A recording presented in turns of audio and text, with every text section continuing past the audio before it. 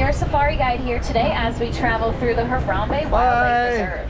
Now, just a few safety reminders before we head out into the reserve. Please remain seated and keep all of those hands, arms, feet, and legs inside the truck at all times. Now, this first area we're going to be entering up ahead here is called the Little Aturi Forest. And a lot of the animals in the forest can be shy or just really good at camouflaging. So we'll have to keep our eyes peeled because they could just be playing a little bit of some hide and seek with us. Hey, look, there's one right there. White bird. It does look like over on the right-hand side, we can already see an okapi hanging out on that hill. A lot of people do think that the okapi is related to the zebra because it's got those stripes on its legs. However, it is actually the closest living relative to the giraffe. Now we can tell this because they've got a very similar skull structure. Their heads are kind of shaped the same, but they also both have those very long prehensile tongues. And that just means that their tongues are able to reach out and grab at any food around them, making it a whole lot easier for them to eat. Kind of like how we use our fingers to reach out and grab at things around us. Now they are also still pretty recent discoveries in the Western world in the wild, actually. They used to be believed to be a myth for a really long time because they were never seen, but they were finally first discovered in the Western world in 1901. They're just super, super good at hiding out and kind of just staying deep in the forest where no one's ever going to find them at all. I do think I saw another animal a little bit further up ahead here. We'll see if we can get a bit of a better look. Oh yeah, it does look like up to the right-hand side, there's quite a few actually, a couple different kinds of antelopes. Now the lighter brown ones, these are called greater kudus, and the darker, more cinnamon-colored antelopes are called bongos. The bongos are actually very, very shy and reclusive, and they've earned the nickname the ghosts of the forest because of how rarely they're ever seen out in the wild. And those greater kudus we can tell are female because they don't have any horns on their head. Only male greater kudus have horns. Now if you look over on our left-hand side here, we can see a black rhino towards the back of this hill. Now the black rhino does have something in common with the okapi. It also has something prehensile, and that's its prehensile upper lip. So its upper lip, it is just a little bit more pointed, kind of in a V shape, which once again allows it to grab at its food a whole lot easier. But let's go ahead and make our way out of the forest, which means we'll be entering the Safi River region of the reserve. Now, watering holes can be very common congregating areas for quite a few animals, so we'll have to keep our eyes out for any bubbles or ripples in the water, maybe even some darker shadows as well. That could be a sign of some animals lurking beneath the surface of the water. Well, now it does look like already I can see quite a few pink-backed pelicans hanging out just along the edge of the water, a lot of them in the center of the islands there in the middle of the river. Now these pelicans, they of course get their name from the pink color on their back. And that color does get a whole lot brighter and a lot pinker during mating season. Kind of like how we humans blush and our cheeks get pink. Oh, and if you look over on our left-hand side here, it looks like we found a whole bloat of Nile hippos in the water just next to this little island here. Now, Nile hippos do spend a lot of their time in the water, and they're actually able to hold their breath for several minutes at a time, up to about 8 minutes at a time. Many hippos will also sleep under the water too. Their bodies will simply rise up to the surface, allow them to take a very quick breath of air, and then they sink right back down under the water, all while remaining asleep. Now, of course, they do spend a lot of their time down in the water, so naturally, yes, they do know how to swim, but they actually really don't like to. Instead, they prefer to walk or even run along the bottom of the water. Now we'll look around a little bit further here, see if we can find any other animals in the river. Oh, I do see down on my left-hand side here, quite a few Nile crocodiles. Now, Nile crocodiles are the largest crocodiles in Africa. They average about 16 feet long and 500 pounds. They're also able to eat half of their body weight in just one sitting. Now, of course, they are very, very strong and powerful animals. However, they're also incredibly gentle animals, too. They will use those strong and powerful jaws that they have to gently pick up their eggs and roll them around in their mouths, making it a whole lot easier for those eggs to hatch whenever they're ready. Now this next area we're going to be entering up ahead is the largest and my personal favorite part of the reserve, and that's going to be the savanna. There's quite a few animals we may be able to see roaming around the savanna. Unfortunately, we are not going to be able to stop for every single one of them, because they certainly do not stop for us. Although the animals out here, they are free roaming, which means they can go wherever they want, whenever they want, and that could just include in the middle of the road. Now, of course, if that happens, we will definitely stop for them. We'll let them pass, and they can certainly take their time because this is their home, and we are just the visitors here. So let's make our way down to the bottom of this hill and take a look at the first few animals hanging out in this part of the reserve. Looks like I can already see quite a few really tall animals roaming around. In fact, the tallest animals on land, some Maasai giraffe. We can see one of them just over by the trees to our right-hand side. Looks like there's quite a few more a little bit further along that we might be able to get a bit of a better view at. Now again, they're the tallest animals on land. They can stand anywhere from 16 to 20 feet tall when they're fully grown. And they do have those very long prehensile tongues as well. I mentioned them back by their relative in the forest, the okapi. Those tongues can get up to about 18 inches long, which is about the length of the average adult forearm from elbow to fingertip. So it definitely adds a lot of extra height to them when they are trying to reach up to those much taller branches to grab a little bit of a bite to eat. Actually, if you do take a look at all of the trees across the savanna here, you'll notice that the leaves, they all kind of stop at about the same point. Well, that gives you an idea of just how high up they can reach to eat at some of those leaves. Over to our left, just behind this cave in that back corner, we can see some African painted dogs laying out. Now, the painted dogs, they get their names from the spots on their coats. And just like our fingerprints, their spots are unique to each individual dog. And it does help them recognize each other from very far distances. And over to our left, we can see quite a few more animals. We can see the sable antelope. These are the ones a little bit closer to us, those darker brown ones with the long skinny horns. And the Ankole cattle all the way in the back.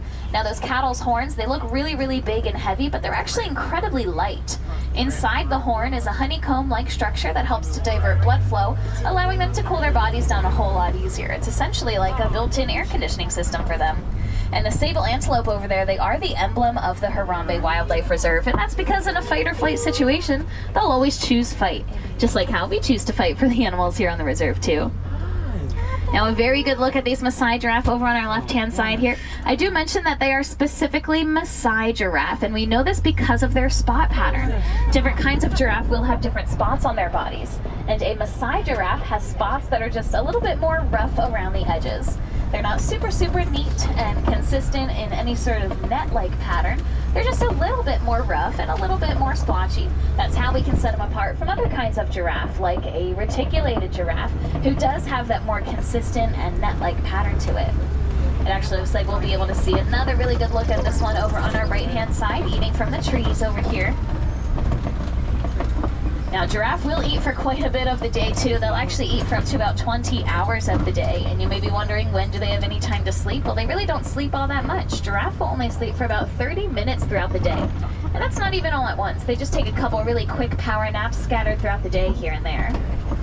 Also to our right-hand side, though, we can see quite a few springbok walking around. Now, these are the much tinier antelope with the white bellies and the light brown backs. I love the springbok. I think they're really cute and really fun. They get their name from a springing motion that they do called pronking. And when they pronk, they can get about 6 feet high in the air and 13 feet forward, which does mean they could essentially jump straight through this truck if they wanted to. You can also see a few wildebeest hanging around here. Wildebeest is the Dutch Afrikaans word for wild beast. Yeah, it looks like they're starting to run around a little bit. They are incredibly large herd migrators, incredibly social animals, so it is a lot more common to see quite a few of them hanging around in one area together. You can also hear that sound they were making. That's actually called a gnu, and that's something that they are also referred to as gnus, spelled G-N-U. We can also see those Hartmann's Mountain zebras over there as well. Just like how I mentioned, different kinds of giraffe will have different spot patterns, different kinds of zebras will have different stripe patterns. So the Hartmann's Mountain zebras have stripes on their hind legs that are just a little bit wider. They're a little bit thicker than the ones on the rest of their body. And that's how we can set them apart from other kinds of zebra, like a common or a Grevy zebra. They've all got those very different and specific stripes to them. And again, they are the mountain zebras, so yes, it is safe to assume they're a little bit more native to those mountainous regions. Because of this, their hooves are actually angled. They're just a little bit more pointed to help them better navigate all of that steep and mountainous terrain that they typically have to climb in their natural habitats. But now we're passing all of these broken down trees. This could be a sign we're coming a little bit closer to seeing some of the bulldozers of the savannah. Yeah, and sure enough, just over here on our right-hand side, we can see one of them, a very large African elephant. Elephants are often referred to as the bulldozers of the savannah because they use their very large trunks and their tusks to knock down any of those older trees that really don't need to be there and are kind of in the way, especially considering they are very large animals, so they do need as much room as possible when they're migrating much further distances through the savanna. Now you can also see that elephant using its trunk to pick up some of that food that's laying down on the ground there. Elephant trunks are also considered prehensile, so again, just like how we use our fingers, elephants can use their trunks, whether they want to pick up some food, or maybe even just touch one another to get to know each other, or of course, most importantly, drink water. Kind of like how we use a straw, an elephant will use its trunk. And they can hold quite a few gallons of water inside of the trunk too, so they'll just suck that water up, bring it up into their mouths, and then dump it right inside. Definitely makes eating and drinking much easier on them since their mouths are so high up off the ground because, again, they're really, really big. But being as big as they are, we can also see they have really big ears on their heads too. And it's very common to see elephants flapping their ears quite a bit. Now they do this not because they're trying to fly away like Dumbo, they're actually just trying to cool down their bodies. Each of those ears is really, really heavy. They've got a lot of weight to them. Plus there's a whole bunch of blood vessels inside of the ears too. So when they flap them, not only do they get a really nice air current flowing, but they also have the help of those blood vessels releasing heat. And they're able to lower their body temperature by about 15 degrees just through those ears. Definitely, of course, very good for them to have in those much warmer environments like the savanna or even the desert too. It does look like on the right-hand side here we can see some elephant tusk marks and all of the red clay just along the wall there. And elephants will use their tusks to scrape away at the clay, making it much easier for them to eat. And they do tend to eat from red clay quite a bit. There's a lot of good minerals in it for elephants, so it is really, really healthy for them. Though unfortunately, elephants have often been poached for those ivory tusks. And because of this poaching, they're typically driven out of their habitats and driven just a little bit closer to farmland. But with the help of Disney's Conservation Fund, scientists have discovered elephants are actually afraid of bees. So farmers will build beehives around their land, not only to protect their crops, but also to keep the elephants at a safe distance and out of harm's way. Just one of the many examples of humans and animals learning to live in harmony with one another without having to resort to those more harmful tactics like poaching. And we can get a really good look at two more of these elephants just over here to our left-hand side. Now, I will say elephants are also very, very social animals. However, the males do tend to go off on their own once they're about teenagers. And they either remain alone or they form very loose bachelor herds they stay in for the rest of their lives. While the females, they'll remain in these much larger, more family-bonded herds, especially if there are young ones. It actually looks like they maybe start to spar a little bit. That's pretty cool. We'll see if maybe we can get one last look over our shoulders a little bit as we come down to the water here. I think we might be able to kind of get a peek just behind us a little bit. Now that first one I saw hanging out by itself, definitely a very good sign it was a male because he was just on his own over there. But I am thinking these are probably some males too, having a little bit of some more masculine sparring type of energy going on there. But just over here on our left-hand side, on this little island, we can see a whole flamboyance of greater flamingos. And it actually looks like quite a few of them in the center of the island are nesting a little bit. Maybe we'll be able to see some eggs if we're lucky. But greater flamingos, they are the largest flamingos. However, the shade of pink that we see right here, it is going to be the darkest shade of pink that they get. Now, it'll take about 2 years for them to get this color, and they do get it from their diet. They eat a brine shrimp that's full of a protein called beta-carotene. And the more they eat this protein, the pinker their feathers will get over those first few years of their lives.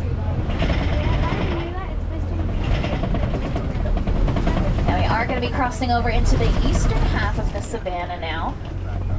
I can see a pretty large mud wallow in the center of this field here over on our left-hand side. That could be a sign there might be some white rhinos in the area. We'll have to keep our eyes out. Hopefully we can find some of them nearby. It's pretty common to find white rhinos in areas that have these very large mud pits because they've got very sensitive skin. So you'll see them rolling around in the mud and covering their bodies in it so that the mud not only acts as a natural sunblock, but also as a little bit of a bug repellent. It kind of helps to keep the bugs off of their skin, especially from biting at their skin and potentially giving them any sort of parasites too. Now I can see a different animal a little bit further up ahead here. It does look like up on our left-hand side on this hill, I can see a cheetah laying out in the middle of the hill. Now I also do think I just heard on my radio that a little bit further up ahead of us, there are actually some animals kind of hanging out in the road, so we might sit tight here for just a little bit longer. But we do have a really good look at the cheetah up here. on our left. Now again, they're the fastest animals on land. They can go from 0 to 60 miles per hour in just about 3 seconds. However, they are only built for speed. They're not built for strength, so they can only maintain that 60 miles per hour for a couple hundred yards. And when you're going that fast, it actually is not very far, so they more so attack their prey in quick sprints as opposed to any sort of long distance running. They just prowl around the area and kind of wait until their prey gets close enough to them, and then they do a very quick sneak attack, just pouncing on their prey really, really fast. Oh, I also think I might hear another animal a little bit further up ahead roaring. It does sound like it might be the roar of a lion. I'm hoping once we keep moving forward, we'll be able to see one up ahead here. But I'm going to listen to my radio just a little bit longer. Hopefully we'll be able to get those animals out of the road up ahead here and we can keep moving here. So I'll let you know if I hear any updates.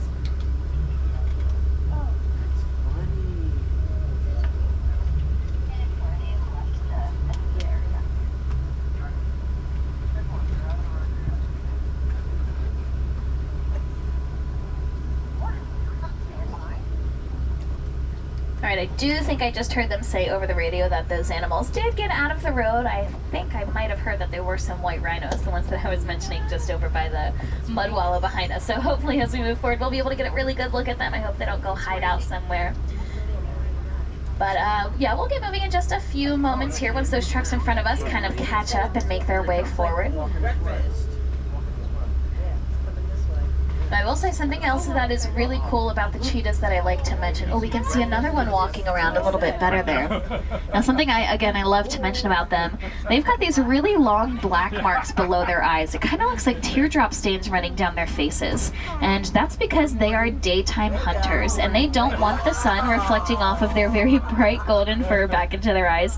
It does make it a little bit harder for them to see when they're trying to hunt. So those black marks, they help to deflect the sunlight. Kind of like how athletes will put black paint under their eyes whenever they're playing any sort of sports out in the daylight too. But let's finally keep making our way a little bit further along here. Hopefully we'll be able to get a really good look at some of those animals that are a bit further up ahead. Well, actually, we might be hanging out for just a few more moments here. Oh. Somebody dropped the toy. Someone dropped the time. Someone dropped something on the truck in front of us. Yeah, hold on tightly to those belongings, my friends. Simba made a run for it. All right, we'll keep on moving up ahead here. I'm hoping we are going to be able to get a really good look at some of those white rhinos that I think I heard were hanging out by the edge of the road here and hanging out in the road just a little bit. They're also the most social of all rhinos. The black rhino we saw back in the forest is definitely a lot more solitary and a lot more reclusive. They do prefer their alone time, while the white rhinos, they are a little bit more social. So hopefully if we do see some up ahead here, we'll be able to see quite a few of them hanging around in the area.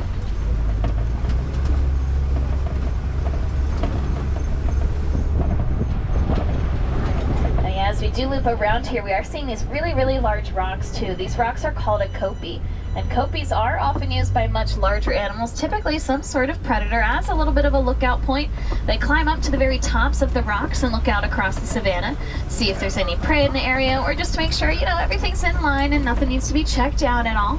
Oh, actually, I think I can see a few of those white rhinos a little bit further up to our right-hand side here.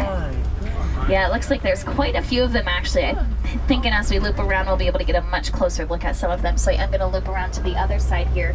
Oh, and actually I do think I see up to the left at the very edge of this kopie, I can see some of those African lions that I thought I heard roaring over there just a few moments ago. Now we know that the lion kind of facing the other way from us, he is the male because he has that very large mane around his neck. Only male lions have those manes. And they can range in a whole variety of colors, just like how we all have different hair colors too. But let's loop around and get a really good look at those white rhinos. Oh, I can also see some warthogs up ahead too. Looks like they're going to be over on our left-hand side, just on top of the burrows.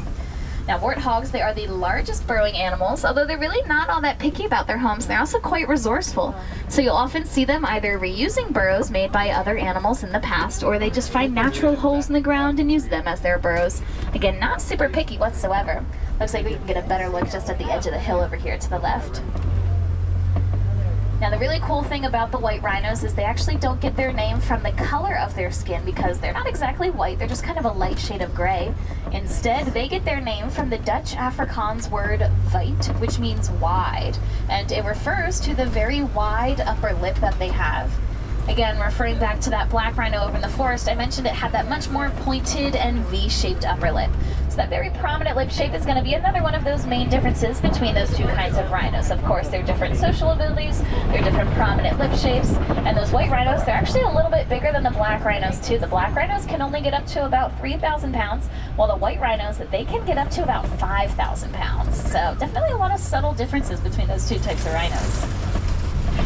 But let's move up ahead and finally make our way out of this savanna now. It does look like we are coming up close to the edge of the reserve, especially because we are about to pass the warden's post over here in just a few moments. But I do think before we leave completely, we'll be able to catch a glimpse at one last set of animals. I think I can see quite a few of the warden's Nigerian dwarf goats hanging out over here. Oh, looks like there's one in the back of the truck there. That's cute. Now the warden will keep these goats around because they produce a very sweet milk.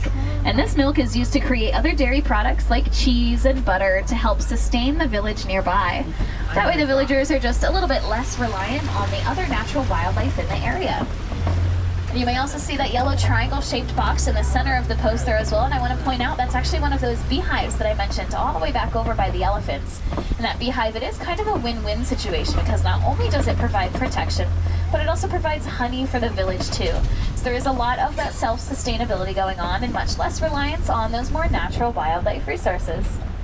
And of course, we have talked about conservation just a little bit throughout our safari here today. However, our conservation efforts definitely do not have to end here. Now, I'm sure some of you have been taking pictures and videos of all the animals that we've been seeing on your cell phones. Well, those phones contain a mineral inside of them called coltan. And coltan mining can be a really big habitat destroyer. Something that we can do to help protect those habitats, as well as all of the animals inside them, is by taking our old phones and donating them to any electronics store or charitable drive that knows how to properly recycle the coltan. That way there is just a little bit less of that mining and habitat destruction and a bit more of the habitat protection that we would rather see. But unfortunately, this does bring us to the very end of our time out here on the Harambe Wildlife Reserve. And I would just like to say asante sana to you all. Thank you for joining us here on Kilimanjaro Safaris. Once again, my name is Brenna, and I hope you all had a great time seeing all of the animals out here today. Of course, if you did not get enough of them, feel free to come back later because no two safari is the same. You may see some different animals that maybe we didn't get to see this first time around, or you could just see some of the same, but you might learn a couple different facts about them. We all have a few different facts that we like to use as we drive around the reserve, so you may learn something new the next time you're on board with a different driver.